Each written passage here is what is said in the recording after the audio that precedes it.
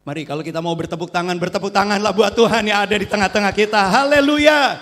Sudah bersemangat pagi hari ini? Ya, kita bersemangat karena Tuhan juga bersemangat dengan kita.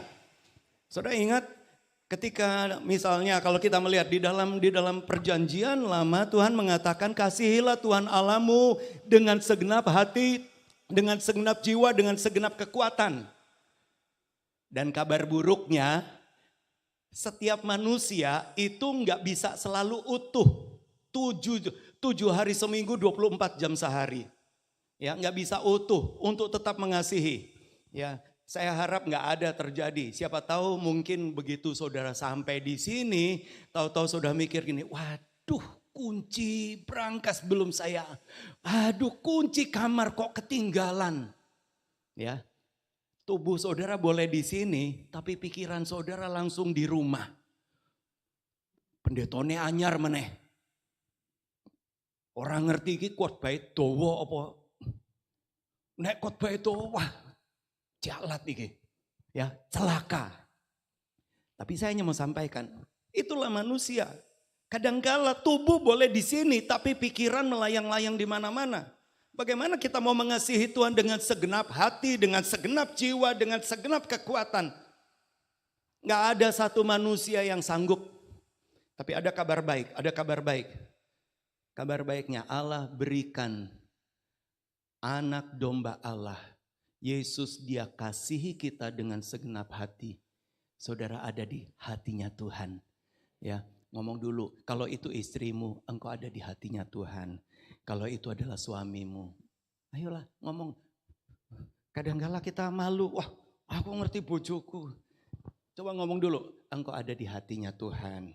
Masalahmu juga ada di hatinya Tuhan. Amin. Saudara sedang berpikir ada masalah. Masalahnya gini, wah Pak tahun ini katanya naga kayu. Padahal sionya saya itu, wah nggak cocok ciong tuh sama naga kayu ini. Tapi saya hanya mau sampaikan masalahmu ada di hatinya Tuhan. Kekhawatiranmu ada di hatinya Tuhan. Dan dia mengasihi kita dengan segenap hati, dengan segenap jiwa, dengan segenap kekuatan. Bahkan sampai mati di kayu salib. Loh dia mengasihi sampai mati loh. Sampai mati demi kita. Itu sebabnya sebetulnya sesederhana tinggal kita responi, kita imani. Oke, puji Tuhan. Sebelumnya saya berterima kasih kepada Bapak Pendeta Vincent yang sudah mengundang untuk saya boleh memberkati kita semua. Ya, kita semua adalah anggota tubuh Kristus. Terima kasih Pak buat kesempatannya. Saya adalah Pendeta Andre Asa. Saya melayani di gereja di GPDI di Temanggung, ya, di Temanggung sebelah pasar Kulone Pasar, ya. Gereja yang ya biasa-biasa di Temanggung. Tapi kita punya Tuhan yang luar biasa. Amin. Kita punya Tuhan yang luar biasa. Puji Tuhan. Baik, kita langsung saja. Kita melihat satu ayat. Saya senang sekali nggak ada yang kebetulan. Saya hanya diberikan tema adalah peaceful rest, ya. Bagaimana kita istirahat dengan damai, Dan saya sudah persiapkan, mari kita melihat dulu. Ibrani pasal yang keempat, rupanya ini menjadi, saya nggak tahu apakah ini menjadi tema tahunan atau tema bulanan. Ibrani pasal yang keempat ayat yang ke-9. Saya bacakan dulu. Ibrani pasal 4 ayat yang ke-9 firman Allah mengatakan begini. Jadi masih tersedia suatu hari perhentian, hari ke-7 bagi umat Allah. Ketika Tuhan bicara tentang hari Sabat, masih ada hari perhentian itu. Dan hari perhentian, hari ke-7 itu bukan hanya besok nanti di kerajaan sorga. Kadang-kala kita mulai berpikir gini, wah yang namanya perhentian dari Tuhan adalah kalau dipanggil pulang itu perhentian. Enggak, Tuhan masih berikan, Tuhan masih sediakan. Tuhan tahu kita ini berbeban berat. Tuhan tahu kita masih mijak bumi. Tuhan tahu kita masih menghadapi fakta dan kenyataan. Tuhan tahu juga bahwa kekuatan kita tidak seberapa. Itu sebabnya Tuhan masih berikan hari perhentian untuk kita bisa beristirahat. Tuhan sediakan lewat Dia. Saudara ingat Yesus kan pernah berkata, mari datang kepadaku yang letih lesu dan berbeban berat. Aku akan memberikan kelegaan.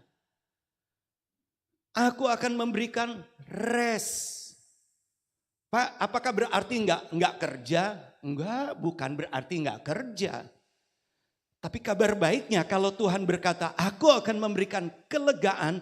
Kelegaan yang Tuhan berikan adalah kita kerjakan bagian kita. Tuhan akan melakukan, ingat firman Allah mengatakan bagi dialah yang dapat melakukan jauh lebih banyak daripada yang kita pikirkan dan doakan. Saya mungkin sedikit bersaksi, saya bersama istri. Saya punya anak kembar. Ya, saya punya anak kembar. Tahun ini mereka berusia 01, berarti 23 tahun. Ya, 23 tahun. Karena mereka lahir di 2001. Dan saudara tahu begitu punya anak kembar, ya, langsung semuanya double, saudara. Ya enggak?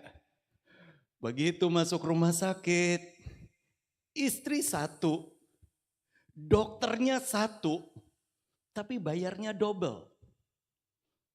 Kemudian waktu sudah ada list daftar pembayaran, itu kan ada listnya.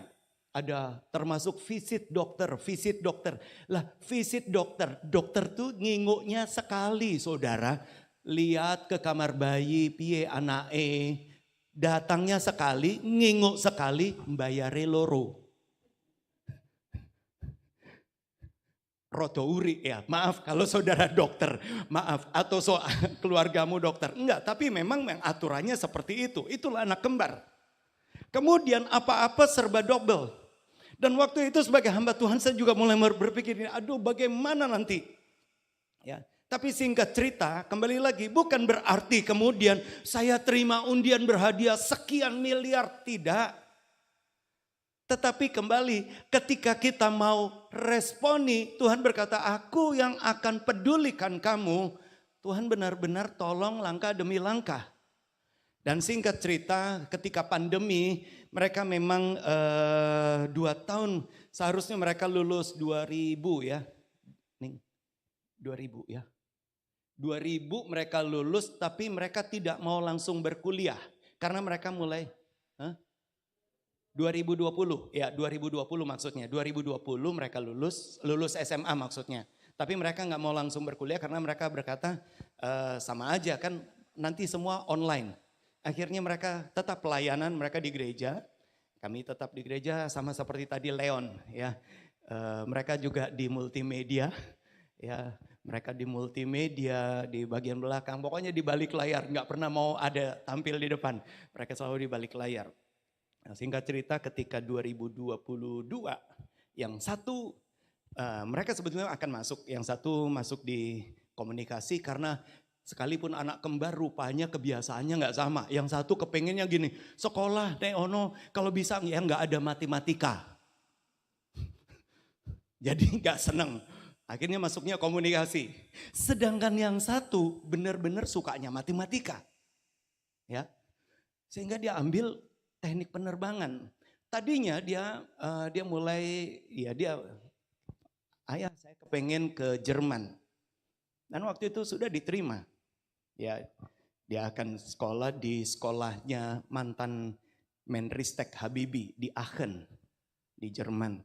Tapi kembali lagi, waktu itu sudah buat janji dengan kedutaan besar di Jakarta, kedutaan besar Jerman di Jakarta, kemudian memang waktu itu ada satu syarat adalah harus ada surat penerimaan secara fisik, bukti fisik itu dikirim ke kedutaan. Ya. Dan waktu itu dari sekolah sudah berkata sudah dikirim dan pasti ketika engkau di saat engkau buat janji suratnya pasti sudah masuk. Tapi kembali lagi, di atas semuanya itu Tuhan punya kehendak. Ya, ketika kami datang, dia apply visa. Sampai sore suratnya belum datang. Sehingga akhirnya visanya ditolak. Dan waktu ditolak dia hanya berkata, ya udah, itu memang kehendak Tuhan. Tahu-tahu sorenya suratnya baru datang di kedutaan besar di Jerman. Kemudian akhirnya dari mereka berkata, udahlah permohonan visamu kamu cabut saja, nanti kamu apply lagi. Ya, tapi dia mulai berkata, enggak, Tuhan pasti punya rencana yang lain. Akhirnya dia cari, dia cari juga. Dia sekarang tetap bersekolah juga, tetap teknik aeronautika, teknik penerbangan di sekolahnya Habibie. Pemiliknya adalah Habibie. Iuli di daerah Serpong, ya. Tapi yang menarik begini, waktu dia mulai masuk di sana, sebagian besar mahasiswanya justru dari Jerman, dari India, dari Filipina, jadi dari luar negeri. Jadi kayak dibawa ke Indonesia. Jadi Tuhan kan, biayanya biaya Indonesia, tapi pendidikannya dengan standar Jerman. Kalau Tuhan bekerja kadangkala di luar yang kita pikirkan. Itu sebabnya percaya sama Tuhan. Amin. Kadangkala kan kita nih sok tahu. Kita mau berpikir, lawang aku kan punya pengalaman. Aku kan sudah sekian puluh tahun di usaha ini. Tapi kalau Tuhan mau berikan peaceful rest, percayalah Tuhan bersungguh-sungguh dengan istirahat, dengan kelegaan yang dia berikan kepada kita. Walaupun kadangkala caranya, prosesnya itu rasanya bertentangan dengan logika. Tapi ikuti saja. Karena kalau Tuhan yang berjanji, Tuhan pasti dan Tuhan sanggup menggenapinya jauh lebih banyak daripada yang kita pikirkan dan doakan. Amin. Mari bagi Tuhan kita beri kemuliaan. Itu sebabnya kalau mungkin rasanya doamu belum terjawab. Ingat, bukan berarti Tuhan tidak sayang. Berapa banyak kali kita selalu terobsesi dengan Tuhan buka jalan. Dia buka jalan saat tiada jalan. Kita senang sekali kalau Tuhan buka jalan. Kalau Tuhan buka pintu untuk semua permasalahan kita. Untuk semua doa kita, Tuhan buka pintu. Tapi kalau Tuhan tutup pintu, ingat, kalau Tuhan tutup pintu, ketika dia tutup pintu, itu juga sama pentingnya dengan ketika dia buka pintu. Saudara pergi ke tempat ini, pintu kamarmu ditutup enggak? Pintu rumahmu ditutup enggak? Kenapa ditutup? Karena penting. Ya kan? Ada sesuatu yang penting yang harus dilindungi. Jadi berapa banyak kali kita selalu punya konsep yang terbaik adalah kalau Tuhan buka pintu. Padahal kalau Tuhan tutup pintu, apakah berarti Tuhan jahat? Tuhan sedang lindungi kita dari perkara yang lebih jahat.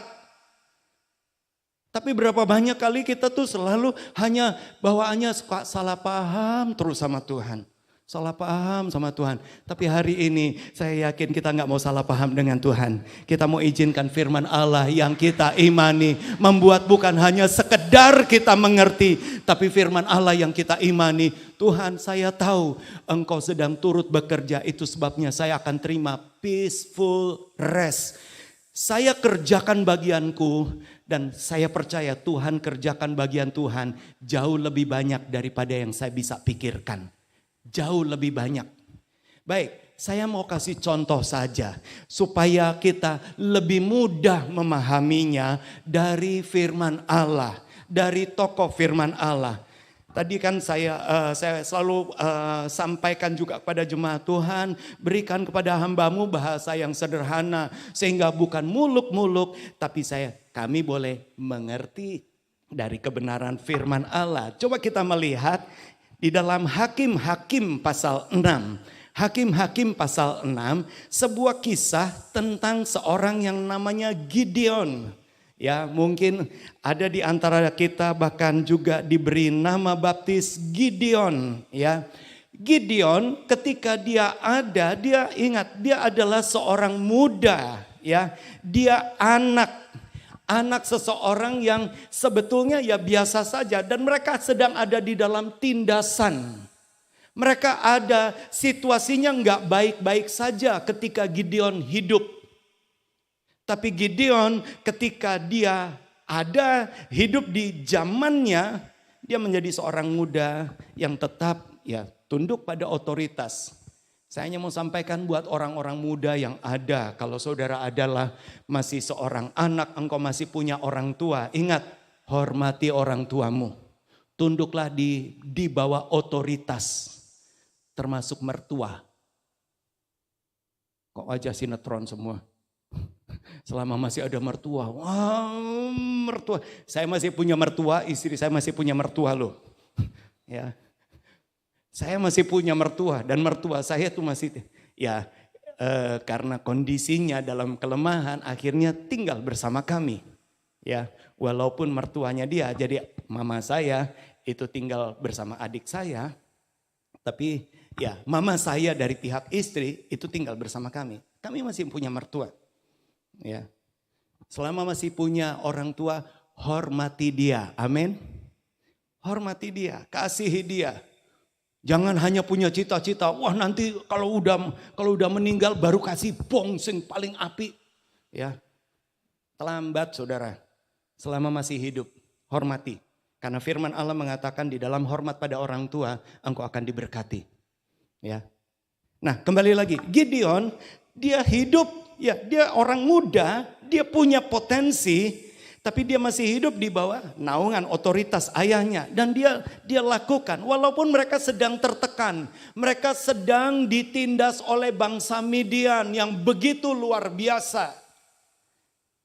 Singkat cerita, Gideon tetap lakukan pekerjaannya. Tetapi walaupun dia lakukan pekerjaannya dalam kondisi ketakutan. Coba kita lihat Hakim-Hakim 6 ayat yang ke-11. Firman Allah mengatakan begini. Kemudian datanglah malaikat Tuhan dan duduk di bawah pohon tarbantin di Ofra, kepunyaan Yoas orang Abieser itu. Sedangkan Gideon anaknya, ya anak Yoas ini mengirik gandum di tempat pemerasan anggur agar tersembunyi bagi orang Midian.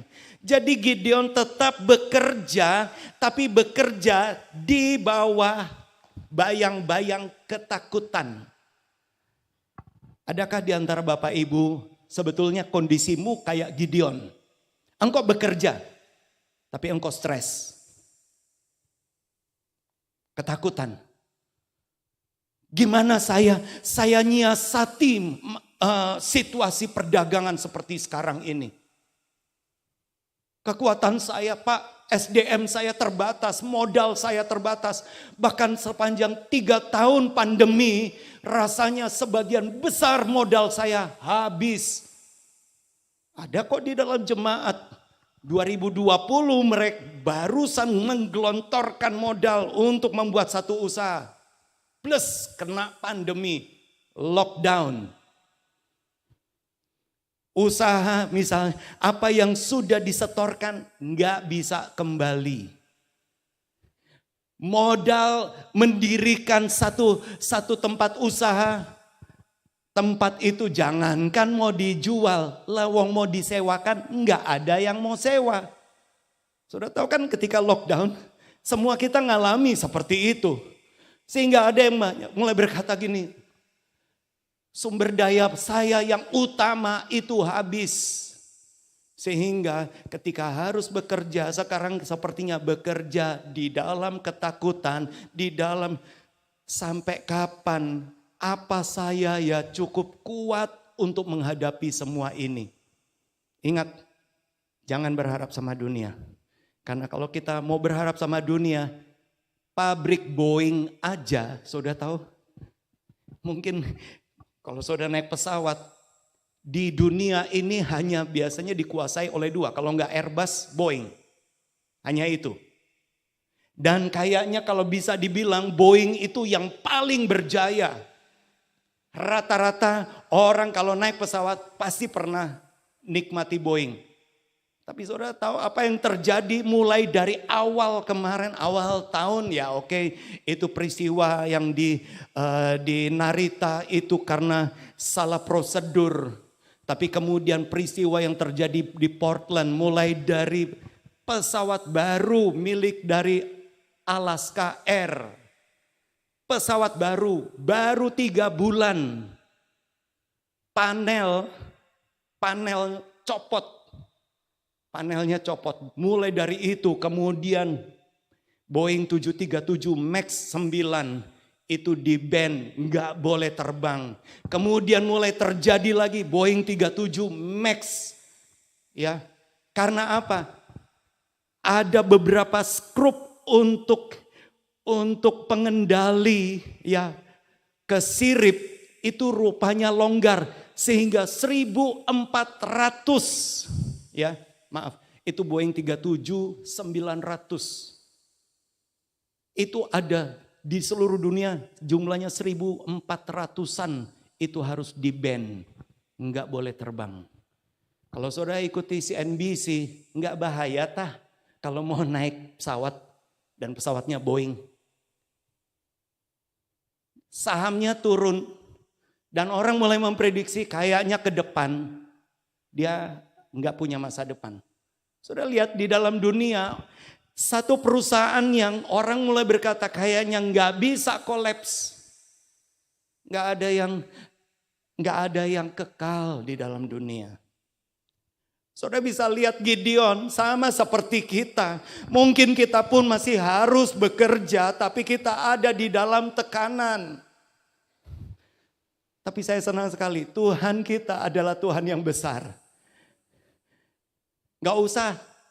Nggak usah berayat-ayat. Coba saudara lihat ayat 12-nya. Menariknya ini, ayat 12-nya itu kan tadi Hakim-Hakim 6 ayat 11 firman Allah mengatakan Gideon sedang bekerja tapi bekerja sambil bersembunyi. Dia mengirik gandum di tempat pemerasan anggur. Jadi di tempat yang tersembunyi karena takut.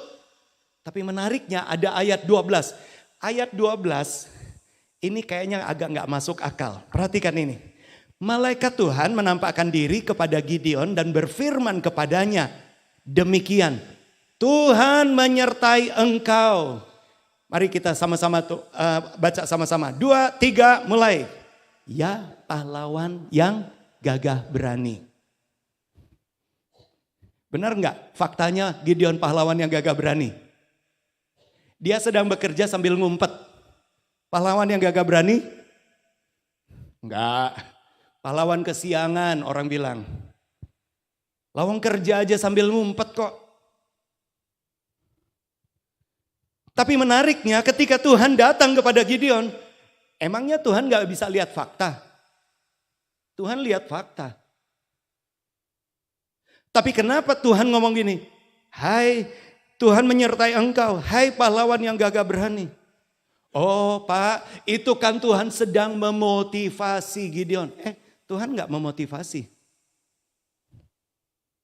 Tuhan sedang melihat ada sesuatu dalam hidup. Dan Tuhan sedang melihat juga setiap kita ini pahlawan yang gagah berani. Tuhan lihat kita. Saudara bisa, kalau saudara mencatat-catat saja di dalam Imamat 27 ayat yang ke-12. Ya.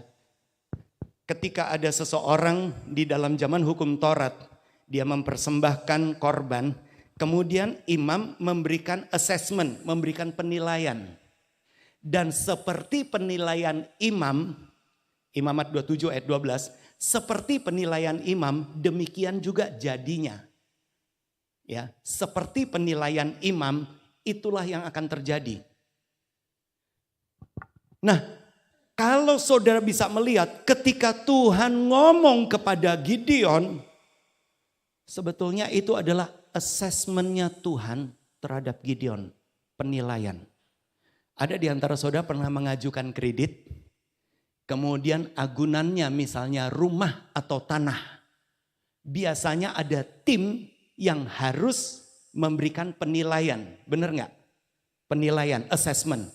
Seperti penilaiannya layak nggak tanah atau rumah itu diagunkan. Maka itu yang akan jadi. Nah begitu juga ketika Tuhan ngomong kepada Gideon. Tuhan tahu faktanya Gideon itu sedang di dalam ketakutan.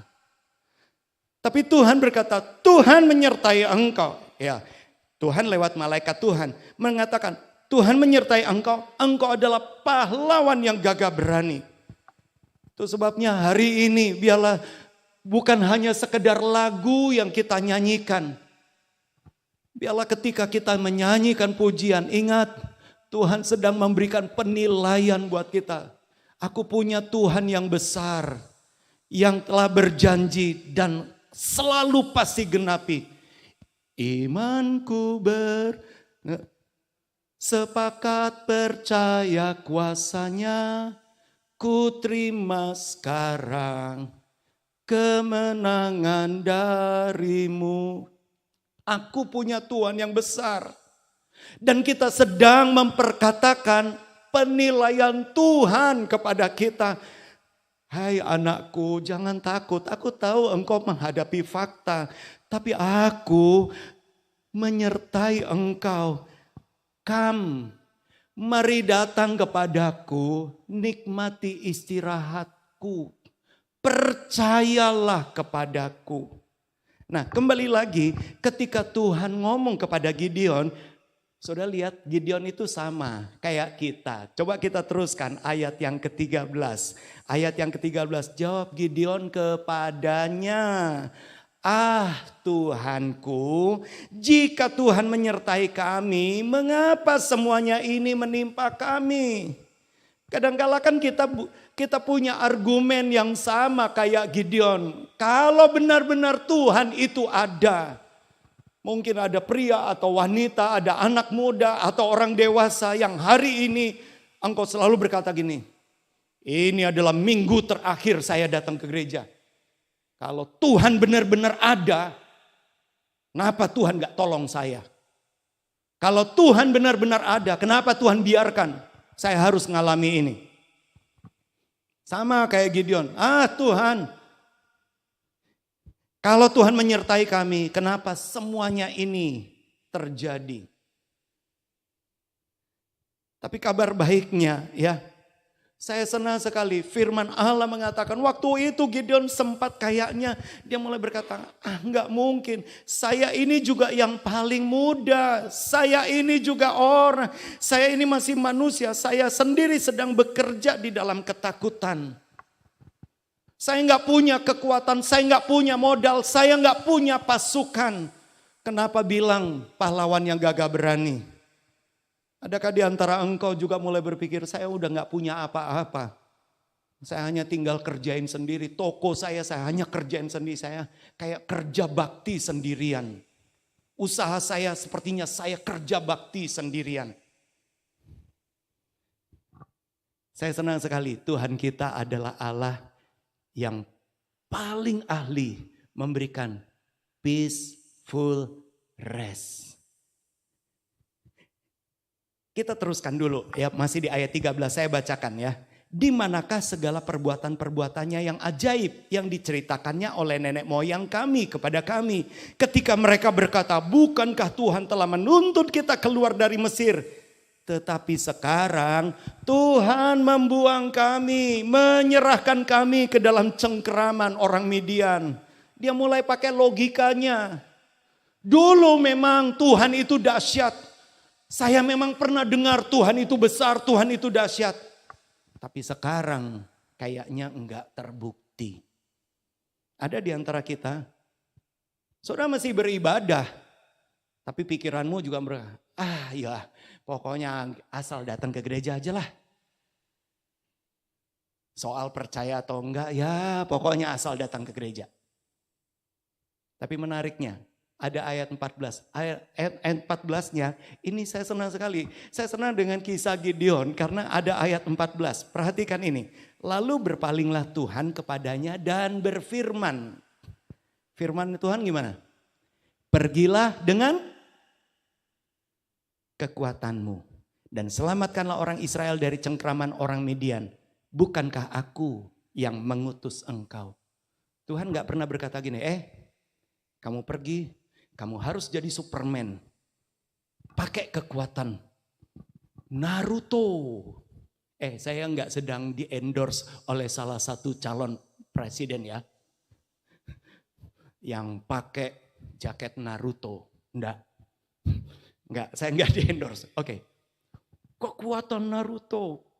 Saya kepengen punya, kalau anak-anak yang masih kecil, saya kepengen punya kantong Doraemon. Dari kantong itu ada semua yang dibutuhkan. Tuhan gak pernah berkata gini, pergilah dengan kekuatan Doraemon, pergilah dengan kekuatan Naruto. Tuh pengendali angin, enggak. Tuhan ngomong gimana? Pergilah dengan kekuatanmu. Tuhan tahu kekuatanmu tidak seberapa, tapi pergilah dengan kekuatanmu. Pergilah dengan apa adanya engkau. Jemaat Tuhan yang ada di tempat ini, melangkahlah di 2024 dengan kekuatanmu. Karena Tuhan yang menyertai engkau.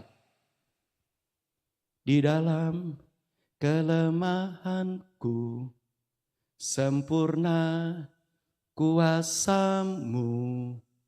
Hebatnya tantanganku, lebih hebat Tuhanku. Ku berserah kepadanya yang membelah laut, yang teduhkan badai, yang mustahil pun terjadi karena kuasamu. Ya, di dalam kelemahanmu. Tuhan tahu kekuatan kita tidak seberapa. Tuhan tahu, sama seperti Tuhan tahu juga dengan kekuatannya Gideon. Tuhan gak pernah ngomong ini, Gideon sekarang kamu harus belajar. Kamu harus perbesar imanmu dulu. Kamu harus perbesar doamu. Kamu harus perbesar penyangkalan dirimu. Enggak. Saya senang sekali Tuhan di dalam anugerahnya. Tuhan hanya ngomong ini, oke. Pergilah dengan kekuatanmu. Aku tahu kondisimu. Pergilah dengan kekuatanmu. Sebetulnya asal Gideon mau percaya saja. Intinya hanya satu. Percaya atau tidak. Di gereja lokal kami sedang berbicara tentang hujan akhir. Tuhan berikan hujan akhirnya kepada gereja Tuhan. Tapi hujan itu sama seperti hujan akhir, itu sama seperti hujan. Kemarin kita hujan juga, ya. Hujan itu tergantung tanahnya. Tanah yang beraspal, maka hujan itu akan mengalir ke tanah yang mau menyerap. Benar nggak? Kalau tanah itu dikasih keramik seperti ini, maka airnya akan tetap mengalir kepada tanah yang mau menyerap. Berkatnya tetap sama, janji Tuhan tetap sama. Nah sekarang permasalahannya gereja Tuhan, kita dengar firman Tuhan yang sama, tapi maaf berapa banyak kali firman Tuhan tuh mentoknya di sini, di logika kita. Kita mulai berpikir, tapi ya nggak mungkin lah. Sebetulnya Tuhan mampu, Tuhan sanggup dengan kuasanya membuat kita percaya. Tapi sebetulnya tergantung kita. Kita mau percaya atau tidak, itu tergantung kita. Tapi kabar baiknya, Tuhan selalu ingin berikan yang terbaik buat kita. Sama seperti kepada Gideon, Tuhan mau berikan peaceful rest. Sehingga Tuhan hanya berkata, pergilah dengan kekuatanmu. Dan singkat cerita, untungnya dia percaya. Memang saya tidak akan bahas dari ayat per ayat sampai kemudian dia memang sempat membuat percobaan. Tuhan, baik kalau benar-benar Tuhan menyertai saya buat percobaan. Ini ada sepotong bulu domba ya, sekarang saya taruh di luar ya, di tanah di luar. Kalau besok pagi tanah sekelilingnya kering tapi bulu dombanya basah, maka berarti Tuhan mau menolong saya. Benar, besoknya dia lihat tanah sekelilingnya kering, bulu dombanya bahkan bisa diperas. Nah, tapi Gideon masih minta bukti lagi. Tuhan kalau bisa minta bukti satu lagi. Manusia itu kan kadangkala selalu pengen minta bukti toh. Podo karo awake dhewe. Dibuktine. Jari ini percaya Tuhan, ditolong, dibuktine, mana buktinya? Kayak satu kali ada seorang petani, ya ini di Manado, Ya. Dia jengkel sekali. Ya, buah-buahan, mangga, jambu yang di tamannya itu kok selalu yang matang-matang sudah dicuri. Akhirnya karena dia orang Kristen, dia kasih pengumuman. Hati-hati, jangan mencuri, mata Tuhan melihat. Dia kasih. Kemudian dia pikir gini, kan Manado itu kan sebagian besar mayoritas Kristen. Sehingga dia berpikir, oh orang pasti takut karena ada mata Tuhan yang melihat. Bukan CCTV, tapi mata Tuhan yang melihat. Kemudian dia lihat tahu-tahu buahnya masih tetap dicuri. Dan rupanya di dalam pengumuman ada spidol ditulis gini. Sekalipun mata Tuhan melihat, tapi Tuhan gak kasih tahu ke kamu siapa yang curi. Ya, sekalipun mata Tuhan lihat, tapi Tuhan kan gak ngasih tahu ke petani itu siapa yang nyuri. Kadang-kala kita selalu kepengen bukti. Oke, kita kembali lagi. Bukti yang kedua, waktu itu Gideon berkata, Tuhan minta bukti satu lagi. Kalau sekeliling, tanah sekelilingnya ini basah, tapi bulu dombanya kering, berarti Tuhan nolong. Akhirnya benar. Besoknya dia lihat, jadi udah 2 malam. Besoknya dia lihat, bulunya kering, tapi tanah sekelilingnya basah. Tuhan tetap Tuhan yang berkuasa. Tuhan tetap Tuhan yang berkuasa. Tuhan gak pernah tinggalkan. Dan singkat cerita Gideon mulai kumandangkan, ayo kita berkumpul melawan orang Midian. Ingat, orang Midian itu jumlahnya sangat banyak seperti belalang. Firman Allah mengatakan seperti belalang. Jadi ada puluhan ribu pasukannya. Kemudian waktu itu, waktu Gideon dia mulai serukan, akhirnya terkumpullah kepada Gideon 32.000. Gideon mulai berpikir, waduh kalau berkumpul 32.000, wah ini masih lumayan. Bisa untuk melawan, nyaingi orang Midian. Walaupun mereka semua takut. Tapi apa yang terjadi? Tuhan mulai berkata kepada Gideon, Gideon terlalu banyak kalau 32.000. Ngomong kepada pasukanmu, siapa yang takut, siapa yang gentar, silakan tinggalkan tempat. Sehingga waktu itu akhirnya Gideon ngomong kepada pasukannya yang 32.000 itu, siapa yang takut, siapa yang bimbang, boleh tinggalkan. Akhirnya yang meninggalkan Gideon itu 22.000, sisa 10.000. Lebih banyak rupanya yang meninggalkan. Kadangkala kita juga mulai berpikir begitu. Aduh Tuhan, orang yang masih ikut sama saya kok makin berkurang. Ada di antara saudara rasanya pegawai-pegawaimu sedang dibajak. Di dalam jemaat juga ada terjadi ya. Pegawainya dibajak oleh yang lain. Bahkan ada satu anggota jemaat, dia punya toko yang sudah legenda sekian puluh tahun yang lalu. Kemudian tahu-tahu pegawainya keluar. Kemudian pegawainya buat toko yang sama. Produknya sama. Persis dijejeri. Sampai ada orang berkata gini, Pak Andre, sak toples-toplese wae podo. Jadi jual produk yang sama, sak toples. Karena jualannya itu ya namanya makanan jadul itu. Sak toplesnya aja benar-benar dibuat sama dan persis di sebelah. Dan ini pembantunya yang sudah tahu tentang semua. Suppliernya ngambil di mana. Dan dia namanya orang muda, dia punya ide yang lebih baik. Di zaman pandemi ada juga jemaat mulai berkata gini, Pak saya ini orang kuno, saya itu gak bisa main online-onlinean. Jualan online itu gak bisa. Ada di antara saudara jualanmu yang onsite itu kalahnya sama yang online. Lah saudara kan ngambil keuntungan margin saja itu sudah nipis banget. Yang online itu sekali beli masih bebas ongkir, ketambahan poin. Belum lagi masih Harbolnas, hari belanja online nasional. Aduh kalau musuh sama yang online-online, usahamu gak ada apa-apanya. Dan ini dialami juga oleh kami juga.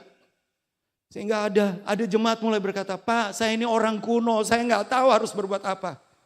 Tapi ingat, kita tetap punya Tuhan yang besar. Dia sanggup kerjakan jauh lebih banyak daripada yang kita pikirkan dan doakan. Dan kami alami, banyak di antara mereka alami. Kalau dilihat tempatnya, lokasinya. Saudara kalau tahu pasar Temanggung, itu kan ada lantai bawah, lantai atas. Dia kedapatannya di lantai atas, saudara. Siapa yang mau naik ke atas? Hari gini kalau nggak ada eskalator mau naik ke atas. Dengkek-dengkek mau naik ke atas. Tapi kembali lagi, kalau Tuhan menjadi sumber berkatnya, ya Tuhan bisa, nggak tahu gimana caranya, Tuhan bisa. Kalau dia bisa, boleh ada dia hanya berkata gini, dia hanya ngomong nih, Mas Andre saya kalau bisa seperti ini, saya enggak. Sudah tahu, dia kemarinnya sempat operasi panggulnya, usianya sudah 70 tahun. Operasi panggul, karena harus panggulnya diganti. Dan selesai operasi, dia hanya berkata gini, oh ya puji Tuhan. Dia punya kesempatan pergi ke Israel, saudara. Awal tahun kemarin dia ke Thailand sama keluarganya. Saya hanya berkata, Bu, kok tulan terus? Iya ini, kok ya ada berkat. Nah, padahal orang dodolan online loh saudara. Ya, dia jualannya jualan tripping segala macam ya, kalau lagi mau lebaran baru di situ ya. Tapi kembali lagi kita punya Tuhan yang besar, tapi permasalahannya percaya atau tidak. Ketika Tuhan berkata aku sediakan hari perhentian, mau percaya atau tidak. Nah singkat cerita, Gideon dari 32.000 tersisa 10.000. Dan Tuhan masih berkata masih terlalu banyak Gideon. Sekarang suruh mereka latihan. Akhirnya 10.000 itu disuruh latihan tentara.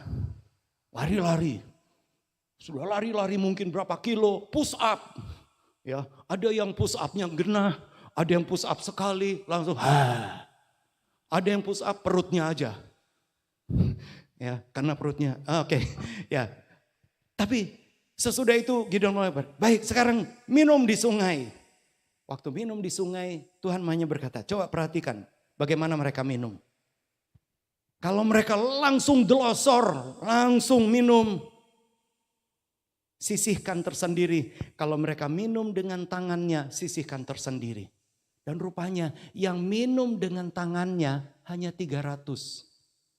Dan Tuhan berkata, yang 9.700 suruh pulang pasukanmu dengan 300. Ingat, musuhnya, coba kita lihat Hakim-Hakim 7 ayat yang kelima. Hakim-Hakim 7 ayat yang kelima mengatakan begini. Maaf, ayat yang kelima, ayat yang ke-12. Ayat yang ke-12.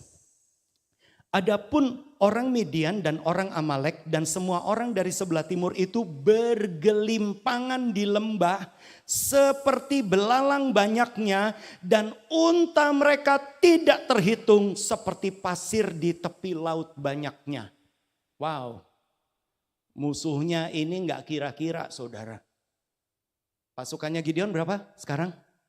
300. Dan kalau saudara bisa melihat, Tuhan mulai berkata, Gideon dengan 300 orang, aku akan kalahkan. Aku akan beri kemenangan buat engkau. Gideon mungkin mulai berpikir, bagaimana mereka dilatih.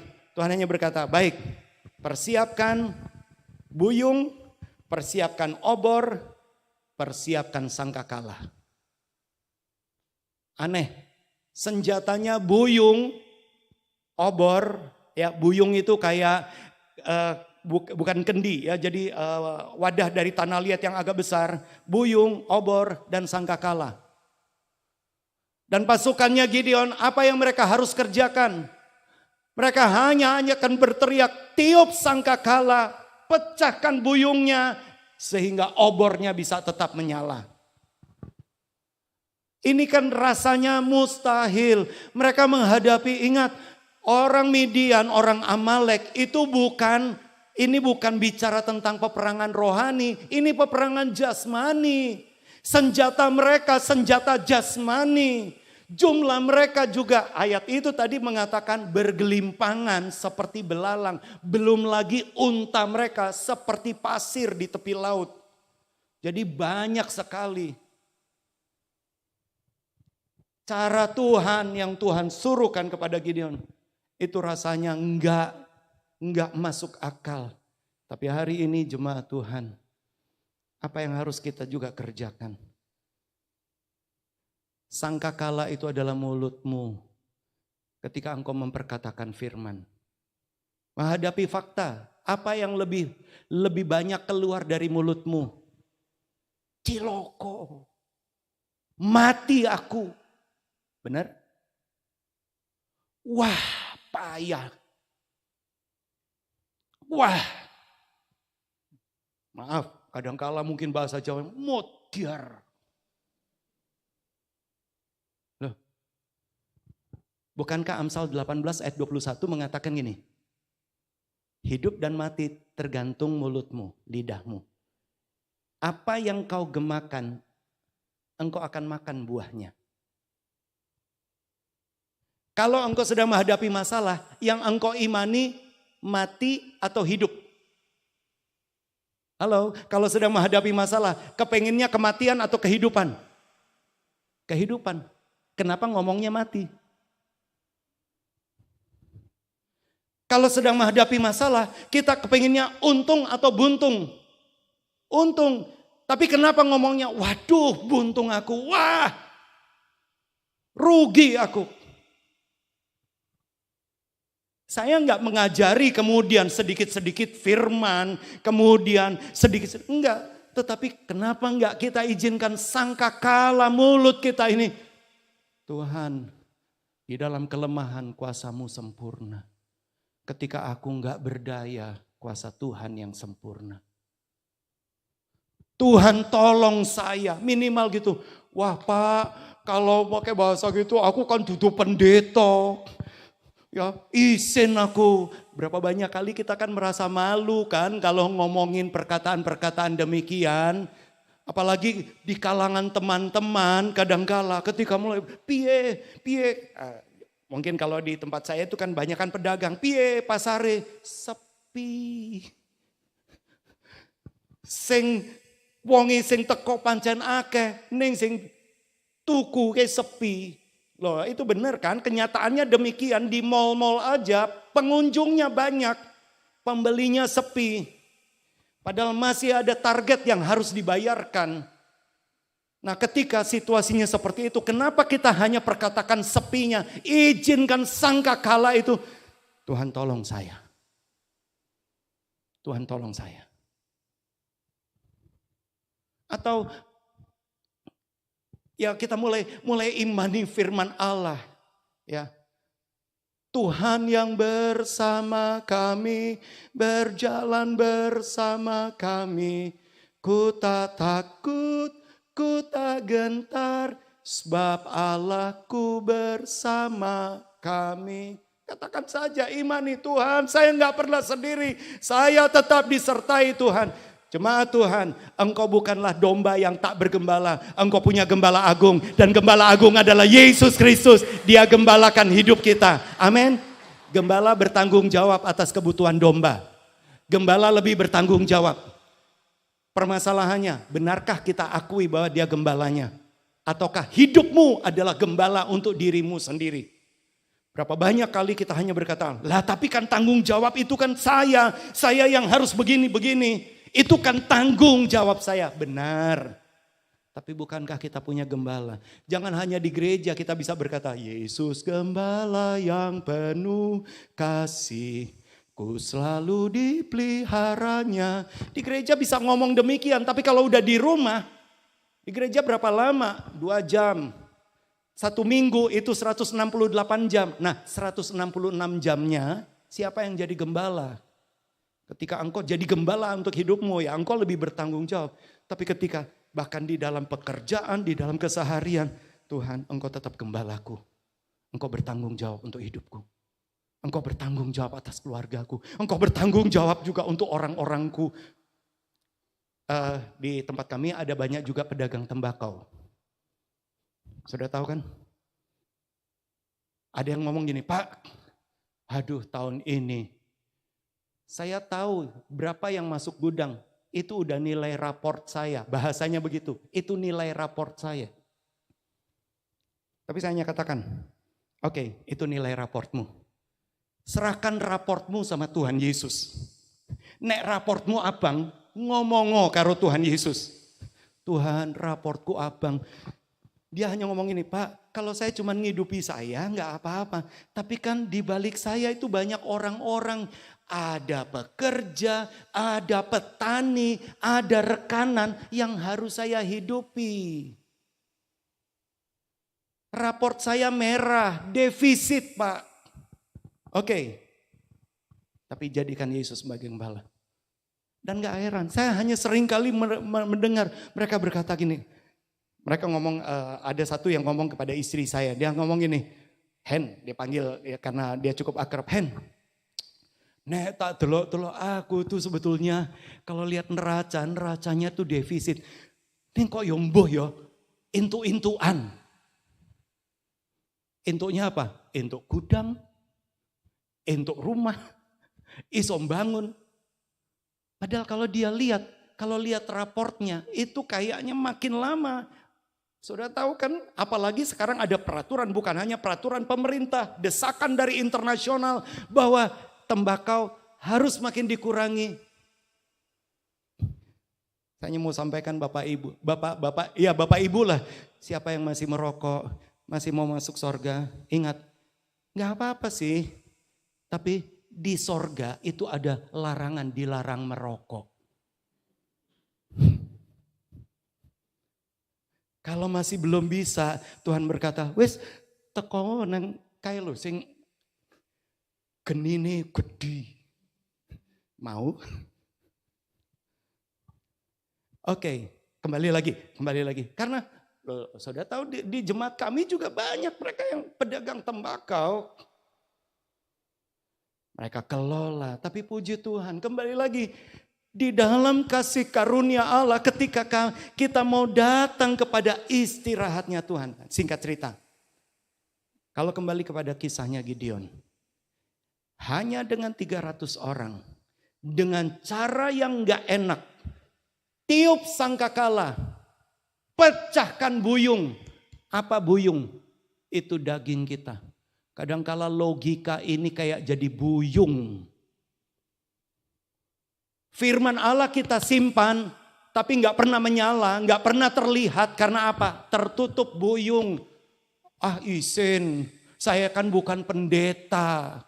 Masa nanti teman-teman berkata, wow saya wis jadi pendeta, sidik-sidik ayat. Kalau ketemu kongko-kongko sama teman-temannya, wah sidik-sidik ayat. Wes orang ini, orang ngono, wah dianggap alim. Ingat, perkatakan firman, pecahkan buyung, izinkan pelita itu menyala. Itu nampak dalam hidup kita. Dan kemuliaan Tuhan terbit atas hidupmu. Dan kalau saudara lihat, apa yang terjadi dengan Gideon, firman Allah mengatakan, coba kita melihat ayat yang ke-20. Hakim-Hakim 7 ayat yang ke-20 menjelang akhir.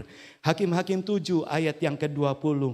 Hakim-Hakim 7 ayat yang ke-20 mengatakan, demikianlah ketiga pasukan itu bersama-sama meniup sangkakala, memecahkan buyung dengan memegang obor di tangan kirinya dan sangkakala di tangan kanannya untuk ditiup serta berseru pedang demi Tuhan dan demi Gideon. Ayat 21, sementara itu tinggallah mereka berdiri masing-masing di tempatnya sekeliling perkemahan itu. Mereka tetap berdiri. Tetapi seluruh tentara musuh menjadi kacau balau, berteriak-teriak dan melarikan diri. Perhatikan ayat 22. Sedang ke-300 orang itu meniup sangkakala, maka di perkemahan itu Tuhan membuat pedang yang seorang diarahkan kepada yang lain. Lalu larilah tentara itu sampai ke Betsita, ke arah Zerera, sampai ke pinggir Abel Mehola, dekat Tabat. Saudara lihat, inilah cara Tuhan untuk berperang ganti kita. Dan firman Allah masih sungguh terbukti kalau kita imani. Kembali kepada Ibrani 4. Tadi kan Ibrani 4 ayat 9 masih ada perhentian. Sekarang 2 ayat terakhir. Percayalah, ini 2 ayat terakhir. Orang nambah meneh. Karena seringkali begitu pendetanya ngomong ini. Kita akan dengarkan ayat terakhir. Rasane lego banget. Maknyes. Wes arep rampung. Tapi puji Tuhan. Ini rasanya kok ora ditambahi 2 jam meneh, Pak. Ya, enggak. Hanya guyon aja. Ya, kita kembali lagi kepada Ibrani 4. Ibrani 4 sekarang menariknya. Coba kita, tadi kan ayat 9. Masih ada tempat perhentian. Tapi rupanya perhentian itu disediakan bagi banyak orang. Coba lihat ayat 1 dan ayat 2. Karena kalau saudara lihat di dalam Alkitab saudara, ya, Lembaga Alkitab Indonesia memberikan judul begini. Hari perhentian yang disediakan Allah. Itu sebabnya Bapak Ibu Saudara, ayolah Pak, saya kan gak bawa Alkitab setiap hari. Loh, kalau saudara pakai Android, pakai iPhone, masih bisa di-download. Amin. Wow, aku gak bisa nge-download. Minta tolong anakmu. Download Alkitab di HP-mu. Lo gak usah jauh-jauh. Tadi malam saya diberikan tempat penginapan oleh Pak Vincent. Ya. Kemudian front office-nya berkata, Pak, kuncinya harus di-download di HP Bapak. Kuncinya harus saya download. Ya, download aplikasi tertentu, nanti itu jadi kuncinya. Loh, kalau dunia saja suruh mendownload, kita manut. Download mungkin dulu di zaman COVID itu apa? Kesehatan apa? Itu loh yang sudah udah vaksin belum itu loh. Kartu sehat itu loh. Itu kan suruh di-download, semua download. Apalagi yang mau pergi penerbangan, download semua. Ya, giliran mau disuruh download Alkitab, wah wegah raiso. Aku tutup pendeta. Loh, padahal firman Allah adalah kuasa Allah. Jangan lupa di-download ya. Amin. Izinkan firman itu masuk juga dalam gadgetmu. Dan kalau firman itu masuk dan berdaulat atas gadgetmu, Tuhan bisa pakai gadgetmu yang selama ini mungkin mencemari engkau. Engkau pakai untuk ini dan itu. Ingat, ketika ada firman Allah, firman itu tidak pernah gagal. Firman akan menguduskan banyak hal. Baik, kita lihat terakhir. Ibrani 4 ayat 1 dan 2. Perhatikan ini. Sebab itu baiklah kita waspada. Bahasa Indonesia waspada. Tetapi kalau di dalam terjemahan bahasa Inggris, let us therefore fear. Hendaklah engkau takut. Firman Allah selalu berkata jangan takut, jangan takut. Hanya satu kali Tuhan berkata hendaklah engkau takut. Yaitu ada di ayat ini. Hendaklah engkau takut supaya jangan ada di antara seorang di antara kamu yang dianggap ketinggalan sekalipun janji, sekalipun firman untuk masuk ke dalam perhentian itu masih berlaku. Jadi firmannya itu masih berlaku, tapi rupanya ada yang luput. Ada yang gak alami. Kenapa? Ayat 2. Ayat 2-nya mengatakan, karena kepada kita diberitakan juga kabar kesukaan yang sama seperti kepada mereka. Tetapi firman pemberitaan itu tidak berguna bagi mereka karena tidak bertumbuh bersama-sama oleh iman dengan mereka yang mendengarnya. Janji Tuhan tetap sama. Firman-Nya tetap sama. Tapi Tuhan sudah katakan, hendaklah engkau takut. Karena ada yang ngalami, tapi ada yang gak ngalami. Mereka dengar firman yang sama. Firman itu jadi pengetahuan. Ngerti Pak, aku ngerti. Wah firman Tuhannya aku ngerti. Wes tahu krungu. Udah pernah dengar. Tapi gak pernah bekerja dengan iman. Tapi ada juga yang mungkin gak terlalu pintar. Atau mungkin dianggap orang-orang biasa. Tapi dia mengimani firman. Tapi kabar baiknya Tuhan bukan hanya sekedar milih yang bodoh-bodoh. Enggak. Tuhan hanya mau memilih siapa yang mau mengimani. Mengimani saja. Anggota di jemaat kami ada beberapa ya orang-orang biasa mulai dari tukang parkir sampai pada tukang sampah. Tapi juga ada pejabat. Tuhan gak pernah anti. Tuhan hanya milih yang bodoh, Tuhan milih yang miskin. Enggak, Tuhan enggak pernah anti. Tuhan mau setiap orang imani firman Allah. Dan ketika kita imani firman Allah, Tuhan bisa kerjakan. Firman Allah tidak pernah gagal. Firman Allah tidak pernah gagal. Mari pemain musik bisa maju ke depan. Saya ajak nyanyikan, saya enggak tahu apa. Kau Bapa yang mengasihiku, kuasamu, pakai G aja. Kuasamu memulihkanku. Hati yang baru Tuhan mau berikan. Hari ini izinkan Bapa yang mengasihi kita sedang memberikan hati yang baru.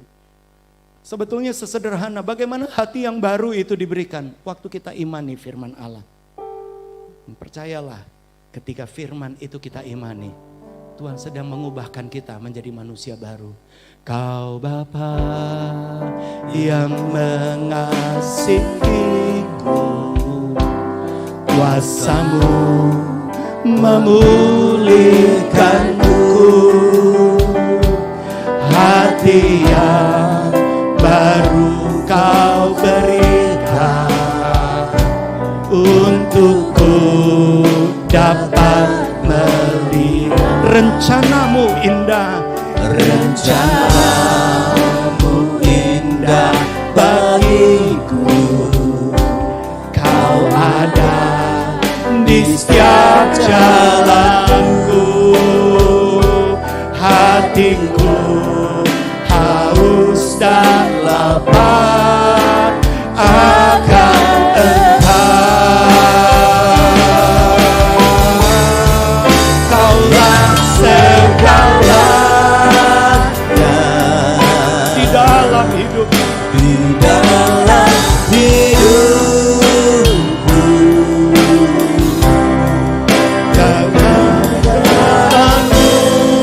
Kebenaranmu itu bagianku.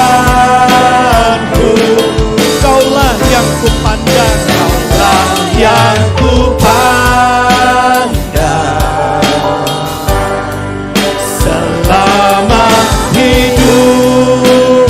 Mengasihimu, mengasihimu, memuliakanmu, Bapa dan Raja. Mari jemaat kita sama-sama bangkit berdiri. Katakan dengan iman. Kau Bapa yang mengasihi, kuasamu memulihkan. Kuasamu memulihkan. Hati yang baru kau berikan. Yang baru kau berikan. Terima kasih untukku dapat melihat rencanamu indah bagiku. Kau ada di setiap jalanku. Di setiap jalan. Hatiku haus dan lapar Tuhan. Haus dan lapar. Mari sampaikan. Kaulah segalanya Tuhan. Kaulah segalanya di dalam hidupku. Di dalam hidup. Kerajaanmu dan kebenaranmu itu bagian kami. Terima kasih Tuhan. Itu bagian Kau yang kupandang. Saya kembalikan kepada Bapak.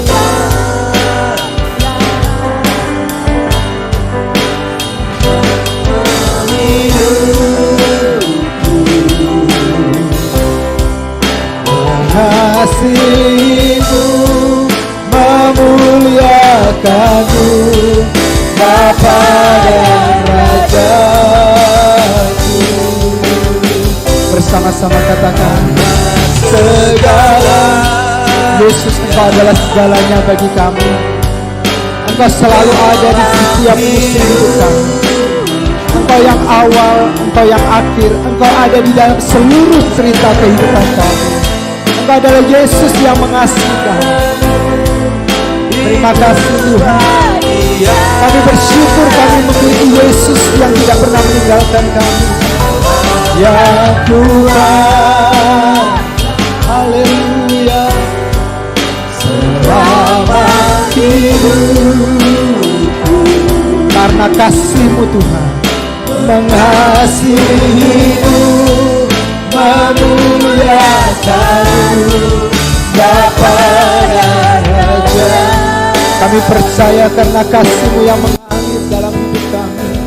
Kasih-Mu memuliakan, mengasihi-Mu, mengasihi-Mu, memuliakan. Sekali lagi bersama-sama yang percaya katakan kasih-Mu memuliakan.